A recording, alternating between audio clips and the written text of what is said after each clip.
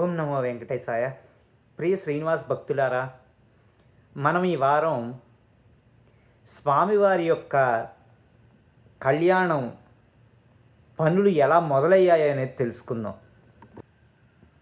సరే, ఇంకా మనం ముందు తెలుసుకున్నట్టుగా సుఖమహర్షి కూడా వచ్చాడు అని చెప్పుకున్నాం కదా. ఆకాశరాజు బృహస్పతిని పిలిపిస్తే బృహస్పతి చాలా సంతోషపడి ఇది సుఖమహర్షి ఆధ్వర్యంలో జరగాలి అని చెప్పి ఆయన దగ్గరికి వెళ్ళి ఆయన కూడా చాలా సంతోషపడి ఇక్కడ ఆకాశరాజు దగ్గరికి వస్తాడు. ఇంతకు ముందు వారం చెప్పుకున్నట్టుగా ఆవిడ కూడా వస్తుంది. ఎవరు? వకుళమాత.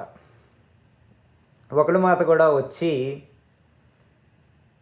చెప్తుంది, ఇదిగో ఇలా మా పిల్లవాడు పెళ్ళికి వచ్చాడు కాబట్టి మీ కూతురికి అడగడానికి వచ్చాను అని చెప్తుంది. సరే, అప్పుడు సుఖమహర్షి చెప్తాడు, ఆ శ్రీనివాసుడు ఎవరో కాదు, సాక్షాత్తు శ్రీమన్నారాయణుడే. ఆయన ఇప్పుడు మానవ రూపంలో మన దగ్గర ఉన్నాడు. అనంత గుణ కళ్యాణపూర్ణుడు. అంటే ఆయనకున్న కళ్యాణ గుణాలు. కళ్యాణ గుణము అంటే ఏంటంటే అంత శుభకరమైనవి. ఎందుకంటే ఇప్పుడు మనం ఏమైనా మాట్లాడుతున్నాం అనుకోండి, మనకొచ్చే వాక్కు కూడా శుభకరమైనది అవ్వాలి. అంటే ఇప్పుడు మనం వాణ్ణి తిట్టా వీణ్ణి తిట్టా అలా ఉండకూడదండి. మనకెప్పుడు శుభకరమైన మాటే మన నోటి నుంచి వస్తుంది. అలాంటి గుణాలు ఎన్నో కోట్ల రెట్లు, అనంతం అంటే ఇన్ఫినిటీ. అనంత గుణ కళ్యాణ పూర్ణుడు శ్రీనివాసుడే. అంటే ఎవరో కాదు, ఆ సాక్షాత్తు శ్రీ మహావిష్ణువే. కాబట్టి ఏమీ ఆలోచించకుండా పిల్లనిచ్చి పెళ్లి చేసేయమని చెప్పి సుఖమహర్షి అంటాడు. కానీ ఇది తెలిసిన ఆకాశరాజు లోకరీతిని అనుసరించి అడుగుతాడు, ఏమని? తల్లిదండ్రులు ఎవరు? నక్షత్రం ఏంటి? బాగానే ఉంది. తల్లి అప్పుడు వకుళమాత చెప్తుంది, నక్షత్రం శ్రవణ నక్షత్రం, తల్లిదండ్రులు దేవకీ వసుదేవులు అని చెప్తుంది. ఓకే, ఈ ప్రశ్నకి సమాధానం బాగానే ఉంది. మరి ధరణీదేవి ఒక ప్రశ్న అడుగుతుంది, బాగానే ఉందమ్మా, 24 ఏళ్ళ యువకుడు అంటున్నారు మీరు, అంటే ఆయన వయసు 24 అని మనం అనుకోవాలి. ఆయన వయసు మనకు తెలుసా? ఆయన ఎప్పుడూ ఉండేవాడు, ఆయన నిరంతరం ఉండే పరమాత్మ. కాబట్టి ఆయన వయసు ఇక్కడ పెళ్ళి కాబట్టి లోకరీతిని అనుసరించి 24 ఏళ్ళు.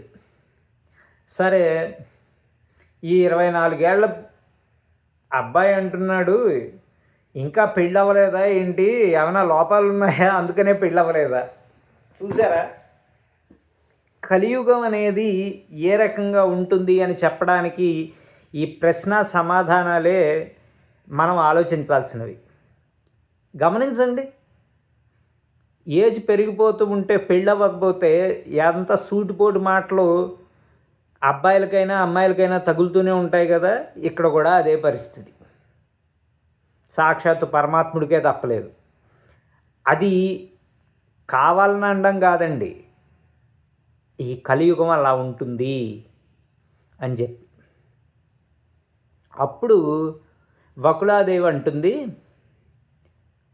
అంతకుముందు పెళ్ళయింది కానీ పిల్లలు కలగలేదు మా గంగాజనకుడికి. గంగాజనకుడు అంటే ఎవరు? సాక్షాత్ శ్రీ మహావిష్ణువే కదా. విష్ణు పాదోద్భవి. గంగ ఎక్కడి నుంచి జన్మించింది? విష్ణు పాదాల నుంచి జన్మించింది. కాబట్టి గంగాజనకుడు అని చెప్తుంది. మా గంగాజనకుడు ఇదివరకు పెళ్ళయింది కానీ పిల్లలు కలగలేదని చెప్పి ఇప్పుడు ఇంకో పెళ్లి చేస్తున్నాం. ఇది కూడా సమంజసమే. ఎందుకంటే ఇప్పుడు కానీ మనకి ఒకళ్ళే ఉండాలి భార్య అని ఆ రోజుల్లో కలియుగం ప్రారంభం ఏముంటుందండి, 1960-70-50 దాకా ఇంచుమించుగా మన కాన్స్టిట్యూషన్లో కూడా ఆలోచిస్తే భార్యత్వం అనేది ఉంది. అది ఇక్కడే కాదు, మన భారతదేశంలోనే కాదు. ఇంకా చెప్పాలంటే ఊతా అని రాష్ట్రం ఉంది ఇక్కడ అమెరికాలో. అక్కడ చాలా మటుకు సుమారుగా 90 దశకాల దాకా కూడా బహుభార్యత్వం అనేది ఉంది అక్కడ.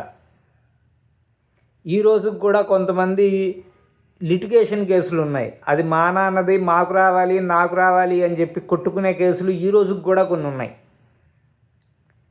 అది ఆ తర్వాత మార్చేశారు. ఇది ఇలా చాలా దేశాల్లో ఉన్నాయండి. ఇది ఒక మన భారతదేశమే కాదు, అన్ని దేశాల్లో ఇలాంటివి ఉన్నాయి బహుభార్యత్వం అనేది. సరే, అది కలియుగ ప్రారంభం కాబట్టి మనం ఆ రకంగా వెళ్ళిపోవాలి. సరే, ముందు భార్యకి పిల్లలు కలగలేదు అందుకని ఇప్పుడు పెళ్లి చేసుకుంటున్నాడంటే బాగానే ఉంది, ఇది కూడా సెట్ అయిపోయింది. సరే, ఇద్దరు అంటే వకుళమాత, ఆకాశరాజు, ధరణీదేవి, ఈ ఇరుపక్షాల వాళ్ళు సరే ఇంకా పెళ్లి చేద్దాం అని నిశ్చయానికి వచ్చారు. అందుకని ఓ పత్రిక రాస్తాడు ఆకాశరాజు. ఎవరికి? శ్రీనివాసుడికి.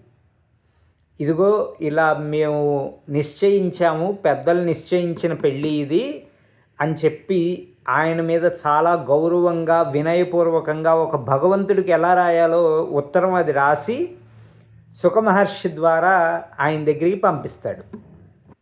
సరే, ఇంకా శుకాచార్యుడు అంటే సుఖమహర్షి ఆ పత్రం తీసుకుంటాడు. తీసుకుని తను వెంకటాచలానికి బయలుదేరతాడు, అంటే తిరుమలకి. సరే, మరి శుకాచార్యుడు అంటే చాలా ఆయన మహర్షి, ఆయనకి సాధ్యంగానే ఉంది. టక్కుమని ఇలా మొదలైతే అలా వెళ్ళిపోయే మనిషి ఆయన. ఆయన మనలాగా నడవక్కర్లా, కారుల్లో విమానాల్లో రావక్కర్లేదు కదా. సరే, ఆయన వెళ్తాడు. ఆయనకి అంతకంటే కావాల్సిన ఆనందం ఏముంది? సాక్షాత్తు భగవంతుని యొక్క పత్రం, భగవంతుని కోసం తీసుకొచ్చిన పత్రం ఆయన తన చేతుల మీదుగా స్వామివారి దగ్గరికి ఆయన దర్శనం, ఆయన పని మీద వస్తున్నందుకు ఆయనకి చాలా అంటే చాలా సంతోషంగా ఉంటుంది. సరే, కొంత దూరంలో శ్రీనివాసుడు బయట నుంచి ఆదుర్దాగా చూస్తూ ఉంటాడు. ఎవరు వస్తున్నారు, మనకి అవుతుందా అవ్వదా, టెన్షన్. ఎంత విచిత్రమో చూడండి. అఖిలాండ కోటి బ్రహ్మాండ నాయకుడు ఆయన. ఈ ఒక్క భూప్రపంచమే కాదు, ఇలాంటి కొన్ని లక్షల కోట్ల భూముల్ని ఆయన తన మునివేళ్లతో ఆడిస్తాడు ఆ శ్రీనివాసుడు. అలాంటిది ఆయన టెన్షన్ పడిపోవడం. ఇదంతా ఏంటి అంటే ఇప్పుడు మనుషులు ఎలా ఉంటారు అన్నదానికి ఆయన ప్రతిరూపంగా చూపిస్తున్నాడు. సుఖమహర్షిని చూసి అడుగుతాడు, కాయా పండా అని, అంటే సక్సెసా ఫెయిల్యూరా అని. అప్పుడు ఆయన పండే అని చెప్తాడు. అంటే డన్, కుదిరింది, నీకు పెళ్ళి కుదిరిపోయింది శ్రీనివాస అంటాడు. అది తెలుసుకుని శ్రీనివాసుడు ఆయన్ని గట్టిగా ఆలింగనం చేసుకుంటాడు. ఇది ఎక్కడో అంతకుముందు చేసినట్టుంది కదా. చేశారు. ఎవరు? శ్రీరామచంద్రుడు. ఎవరికి? హనుమతి. ఆ రకంగా ఇద్దరు వచ్చింది. ఆ పరమాత్మ ఆలింగనం దొరికిన అదృష్టవంతులు ఇద్దరు. ఒకడు హనుమ, ఇంకో ఆయన సుఖ మహర్షి. ఈ ఆలింగనం దొరికిన దానికి ఏమి చేశాడంటే ఆయన ముందు కల్పం, బ్రహ్మకల్పం అంటే ఈ కలియుగం అయిపోయిన తర్వాత వచ్చే కల్పంలో సుఖమహర్షికి శేష పదవిని ఇచ్చాడు. అంటే ఆదిశేషువు సుఖమహర్షి. అలానే ఆ కల్పంలో బ్రహ్మగా ఆంజనేయుడికి ఇచ్చాడు. కాబట్టి ఈయనేమో రుద్రాంశ. ఎవరు? సుఖమహర్షి. ఈ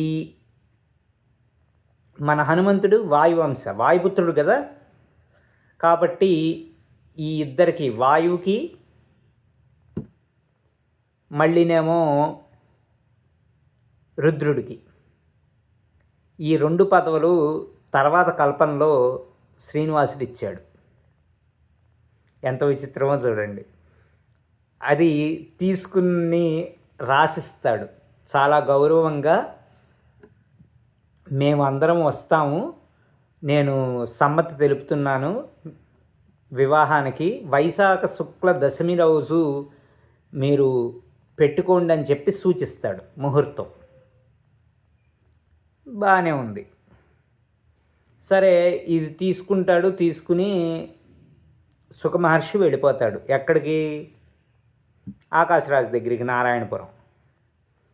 ఇంకా మెల్లగా ఈవిడ ఒకడు మాత వస్తుంది ఎప్పటికో వెళ్ళిన తర్వాత. ఆయనకి తెలుసు ముందే, కానీ ఏమీ తెలియనట్టుగా, ఏంటమ్మా ఏమైంది అని ఆదుర్దాగా అడుగుతాడు. అంత సవ్యంగా జరిగింది నాయన, నీ వివాహం నిశ్చయమైంది అని చెప్పి చెప్తుంది వకుళ మాత. తను కాసేపు సంతోషపడి ఒక్కసారిగా డేరా పడిపోతాడు. అదేంటి, అంతకుముందు సంతోషంగా ఇచ్చి ఇప్పుడు ఎందుకు డేరా పడ్డాడు స్వామి? దీని గురించి వచ్చే వారం తెలుసుకుందాం. అసలు ఎందుకు స్వామి విచారపడ్డాడు? అసలు ఎందుకు విచారం స్వామికి? మనకి తెలిసిన కదే, కానీ కొంచెం వచ్చే వారం విందాం అసలు ఎందుకు స్వామి ఎందుకని అలా అన్నాడు అని. ఆ శ్రీనివాసుని శ్రీచరణాలను తలుస్తూ ఈ వారం ముగిద్దాం. వచ్చే వారం ఓం నమో వెంకటేశాయ. శ్రీనివాస, మనం వచ్చే వారం శ్రీనివాసుడితో నా అనుభవాన్ని తెలుగులో, ఆంగ్లంలో 2 విడి వీడియోలు కూడా చేస్తాను. ఈ వారం చేద్దాం అనుకున్నా కానీ కొంచెం కుదరట్లేదు. అసలు ఎందుకు శ్రీనివాసుడితో నాకు అనుబంధం ఏర్పడింది, అసలు ఆ శ్రీనివాసుడికి నాకు ఎలాగా ఈ భక్తి, ఆయన నన్ను ఎలా తీసుకొచ్చుకున్నాడు నాకు అనేది కొద్దిగా వివరంగా చెప్తాను. ఇది ఇంచుమించు నా యవ్వనం నుంచి, అంటే 20వ ఏట నుంచి ఈ రోజు దాకా స్వామితో నా అనుబంధం ఏంటి, అసలు ఆయన ఎందుకు నన్ను ఇలా లాక్కొచ్చాడు, అసలు ఏ రకంగా ఆయనకి నేను ఎందుకు శ్రీనివాసుడు అంటే నాకు భక్తి ఎక్కువ అనేది అంతా ఆయన నా ద్వారా చెప్పిస్తున్నాడు. ఆయన ఎందుకంటే ఇది నా అనుభవం స్వామితో, అది మీతో పంచుకోవాలని ఉంది. మనమేమీ లేవు, నాహంకర్త హరికర్త, అంతా ఆయనే చేస్తున్నాడు. ఆయన దగ్గరికి రావాలంటే కూడా ఆయనే రప్పించుకున్నాడు. అది ఏంటి అనేది వచ్చే వారం చెప్తాను. స్వామివారు ఎందుకు గాబరా పడ్డారు, ఆ తర్వాత నా అనుభవం కూడా చెప్పి వివరంగా వచ్చే వారం మాట్లాడుకుందాం. ఓం నమో వెంకటేశాయ. గోవిందా.